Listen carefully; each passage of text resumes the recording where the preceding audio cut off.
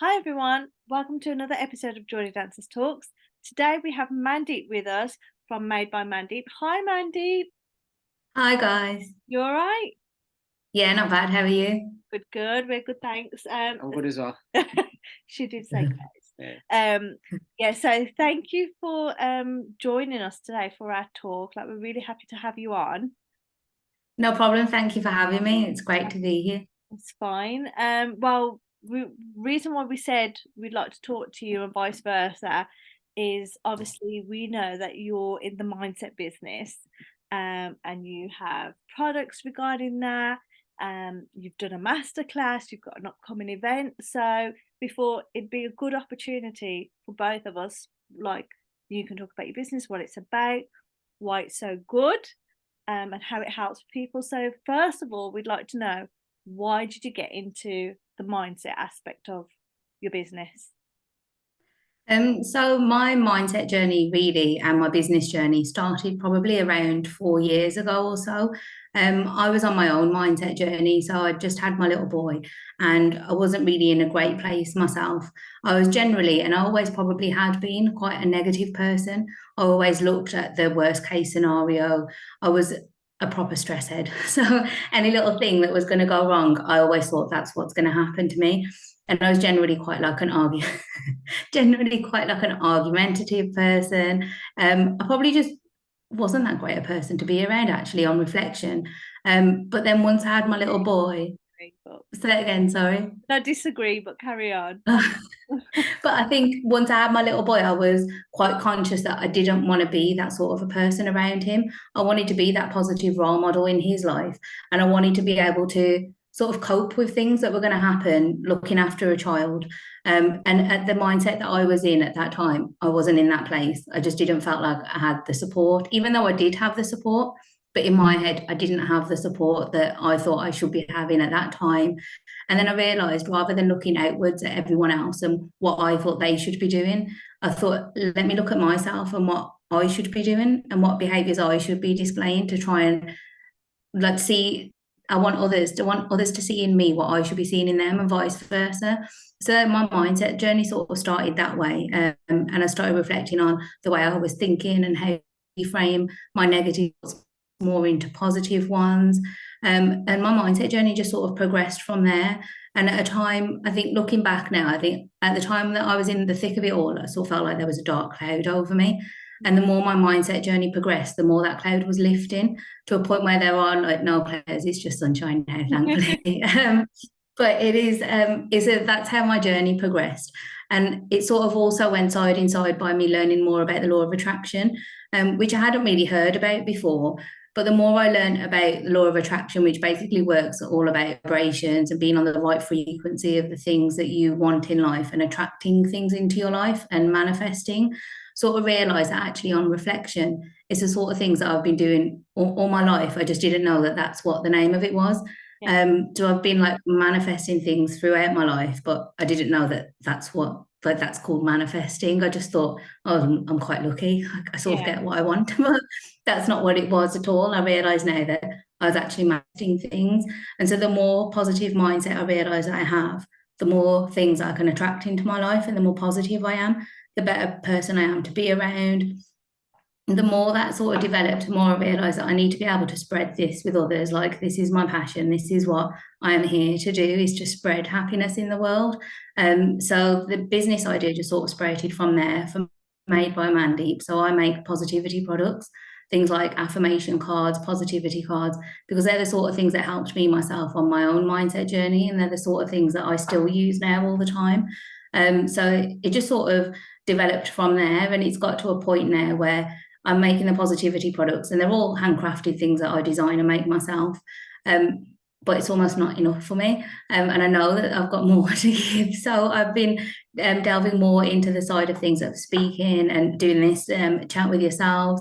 I've got an event coming up, and I've done a masterclass. So I did a mindset masterclass where people join just to talk about how to keep a positive mindset.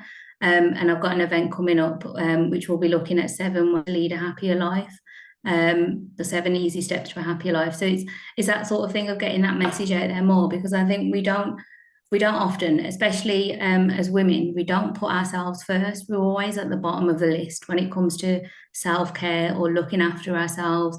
It's always, oh, we've got to see parents or husband or the kids or work or job or business, or there's like 10 other things that we will think about before we think, you know what, I'm going to sit down and do something for myself. And I'm trying to change that narrative, because the more you put yourself first, the more other people will value you, the better your own mindset is as well, and the better your own sort of environment is. Because the happier you are, the happier other people are around you, because you're in a better mood. Because if ever you notice, like when you're in a bad mood, it's contagious. Whatever mood you're in is contagious. If you're in a bad mood, your bad mood is then going to spread to Prit Pal. It's going to spread to everyone around you. Whereas if you're in a good mood, that spreads more. So I'm just trying to promote that, really. The words have never been spoken. But I just want to take you back. You said something interesting. Yeah. So you're talking about behaviors you want to portray and emit. But before that, like earlier on, you said that to cope.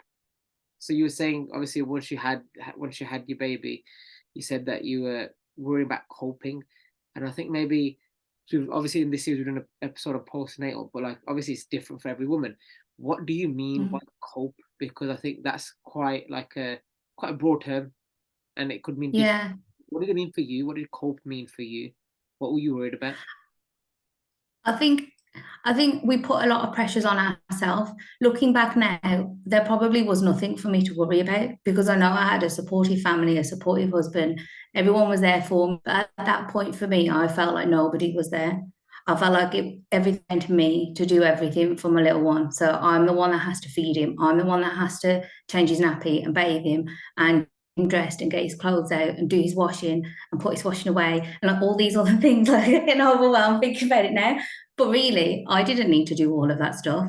The support was there, but I thought that I needed to do it all. So I was trying to do it all, but I didn't need to, if that makes sense. So I think for me, it was not being able to cope with that pressure. But at that time, I didn't realize it was pressure I was putting on myself, because I didn't want to accept the help that was there.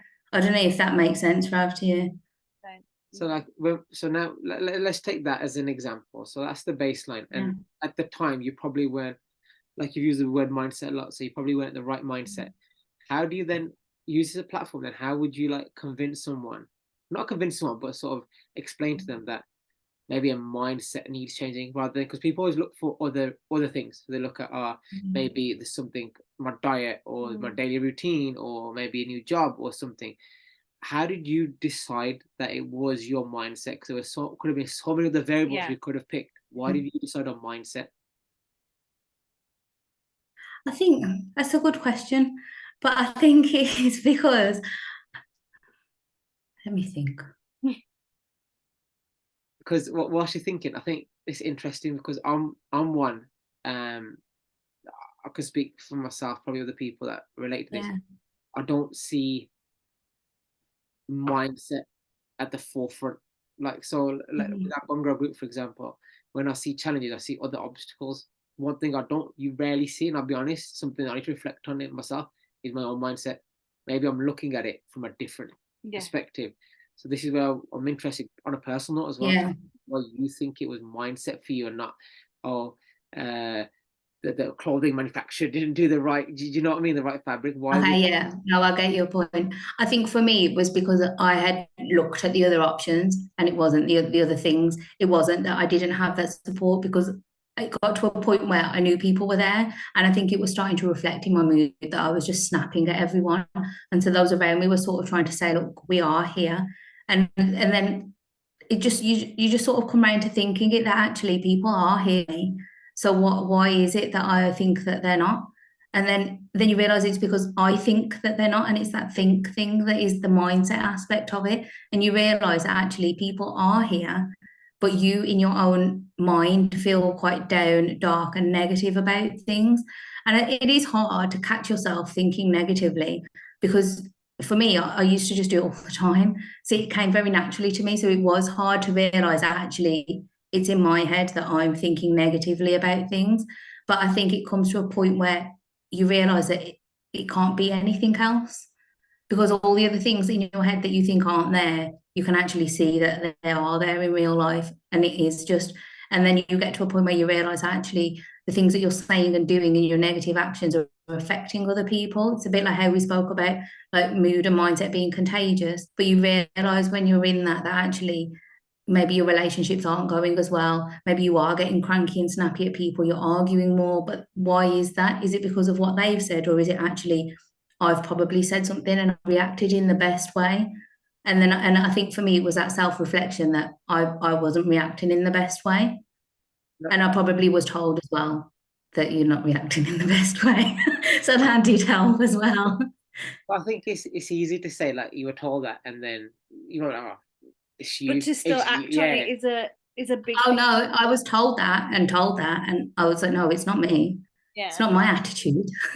I'm not doing anything wrong. That stage where maybe Yeah. it is type. Yeah, But that, I think that realization and that shift in itself is a big one, because yeah, when you've just had a baby or you are going through emotions, whether it's baby related or not, I think just that realization that, hold on a second, I might need to change, is probably the start of that journey, isn't it, really? yeah, yeah, it is. And that's a big step in itself, because we were saying as well, just talking is a massive step. Yeah, Like for yourself, like journaling, and I know you've mentioned that, and I've done that yeah. because of you, um, and how helpful that is. So like, what type of things did you do to start your journey off, and how did you feel it helped you and started to change your mindset in that way? Yeah. So I think one of the first things I was trying to catch myself before I said something that was quite negative, or before I started to snap at people. And that wasn't easy. It's not easy to catch yourself knowing that you're doing something not probably quite right, especially as someone that is always right. It's very hard to do. So to catch yourself in that moment where you're thinking, you know what, I really could lose my temper here and say something to somebody, but we're going to regret saying that, and just having that sort of power to not say it. And I think once you do that once or twice, you realize that you have the power and you have the control of your own mindset to not say these things that are going to then negatively impact other people and yourself, because it's never nice to have an argument. So it was sort of trying to catch myself saying things and taking a moment. I was always one of these people that would speak first and think about it later, which Yeah. isn't the greatest way to be. So I sort of tried to flip that, to actually think about things first and say something if I really needed to. And I think at that point I know I keep saying snappy, but I was very snappy. So I think having that moment of not saying too much and realizing you always need to talk. Silence isn't a bad thing. Like, you don't need to feel as if you're feeling angry or frustrated and you're not able to express that in a way that's going to be productive, is knowing that actually maybe it's better that I sit and reflect on that before I say something. And then you're better able to express it. So I was sort of catching myself, catching my thoughts and before I voiced them. And then, like we were talking about a little bit of journaling. So it's getting your thoughts down on paper, because I think we underestimate the power of a written word. And when you get your thoughts down onto actual paper, you sort of realize them more, and you realize what's going on in your mind. So it was writing down how I was feeling, using different journal prompts to do that sort of thing. And I also used to use, well, I didn't actually, here's a thing for you. I didn't use positivity cards at that point because I hadn't thought of the idea. What I did used to do is I saw something, it must have been online or something, with a positivity jar. And I think this was during, by this point, we're talking COVID times. So what I did was just get an empty jar and just wrote positive quotes on them on little pieces of Post-its, folded them up and put them in a jar, left it on the windowsill. And then every day I would go in, pick one out of the jar and pin it onto the notice board so that it was there as like a positive message for the day. So that's probably where the idea of positivity cards stemmed from. But just having that as a positive, you think, oh, it's just a quote, but actually seeing that all the time really helps to lift your mood. And it's generally when you pick something like that, because your energy is going into picking that piece of paper or that card, is generally the message that's meant for you at that time. So it was, I think it was accumulation of those sort of things that really helped. Yeah, I also started reading. I was reading, sorry to jump in there, but I was reading Vex King's book, Good Vibes, Good Life, I think that's what it was called. But I started to read that, and that sort of helped me to progress on the journey too. I like the way, like, and that might sound silly, but I think the way you use the word think is quite important. It's like you've mentioned it quite a lot, and then when it comes to like thinking, like with your products, what's your thought process? So obviously you've like mentioned journaling, the positive thoughts. What's your thought process behind creating your products? Because I'm guessing that each one of them probably has like a personal like meaning to you. It's like the cards, the journaling, the jar, whatever it might be. They might have like a personal message. So what's your thought process behind these? So I tend to think about, how is this going to help someone? How would it help me if I needed this product? What's the purpose of it? What can I do from there? So like with the positivity cards, it's like I said, it must have stemmed from it. I didn't realize until I started talking about it now. So thanks, guys. It's got to have stemmed from when I made that jar first. And so what I was doing was, I actually, with the positivity cards, so there are 30 cards with 30 different positive quotes on them. But those 30 quotes, They're sparkly. yeah, and the back is sparkly, because who does love a bit of sparkle? It just makes you smile automatically, doesn't it? But so the 30 quotes that are on those cards are 30 quotes that I've chosen specifically, because they've each got a different meaning, and they'll help in different scenarios. So they're generally quite universal to help people, but there's 30 cards, you can get a different one pretty much every day of a month. And so that's the sort of thing that would help people to feel uplifted. And then with the affirmations, it's things that help people to feel empowered. It gives you that bit of a motivational boost needed. But then things like frames, because generally those are things that you would pick maybe of a morning or throughout the day. You might put it on your notice board. You might put it in your pocket. Let's be honest, you might put it back in the pack and put it back and not look at it for the rest of the day. But then if you're going to do something like that, then I was starting to think about, maybe people need something that is there all the time, that they've got in their view that is positive. And especially when people are working from home so much, if you look around your environment, what have you got in your environment around your room that inspires you, motivates you, helps you to feel uplifted? And quite often it's not. We might have family pictures, and like, that's really nice and cute. Like, I'm not degrading anyone's family photos, that's lovely. But that's not going to help you to feel that motivated and inspired. So from that came my floral positivity frames, and they're like flowers, because flowers, I don't know about anybody else, but I know that flowers make me feel happy. So, and I think that's where a lot of this stems from, is thinking about what makes me feel happy. And I know if it makes me feel happy, it's going to resonate with other people too. So then with the floral frame, pretty flowers in there with the quotes on. So at least that's always in your eyesight, whether you're working from home, it's on your desk, it's on your wall, it's something that's going to help you to feel uplifted. If you're having a bad day, you're sitting at your laptop and something's not going right, but you just glance up and that's on the wall there, it's going to give you that boost. And like, obviously there's always a link to mental health there. So with a lot of your like products and your story seems like quite a psychological one, which is different to what we usually have on our talks. So I don't know, from maybe what you've read or you've seen, like how important a part does like psychology play in mental health? Because usually when we think mental health, we think like, we've had talks and it's true, like we had the extremes of like depression, suicide, and all this sort of stuff. Yeah. Mental health can be day to day. So how does like psychology and what you do play such a massive part in mental health? Yeah, so I'll caveat all of this with, I'm not a psychologist. So what I do comes from more of a positive mindset, law of attraction side of things, rather than the science behind positive thinking. But it is an interesting point, and it is something that I'm looking to get more into in the future, is a bit more research into thinking, science behind it all. But if we look at it at a basic level, when you're feeling happier, how does that affect your activity? How does that affect your mood? How does that affect your own mental health, the way you perceive yourself, the way you perceive others around you? It helps you look at things a lot more positively. You feel happier. It's the same way of things like when the weather is nice, and it helps you feel boosted. It's taking things like that from nature and thinking, how can you apply that in your daily life? Like when the sun comes out and everyone feels like happy and smiley, and when it's raining, you feel sad. But why do we let the weather affect our mood so much? because we should be able to, and I know it's not the same for everyone, but it's about trying to have that control over your mood. And like I say, it's not the easiest, especially when you're in the thick of having the clouds above you. It's hard to come out of that, but it's trying to realize that you do have that control, you have that power, and it's trying to find that power within you that you can take control back of your emotions.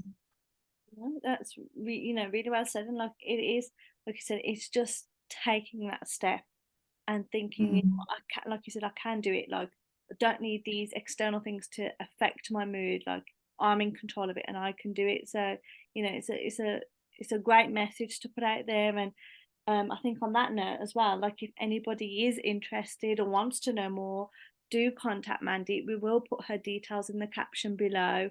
Definitely check out her page. She does great things, great products, and I know most of all she will be happy to talk to you if you have a question. She's always there, and she will give you the time of day that you need. So yeah, we just want to thank you again for joining us today.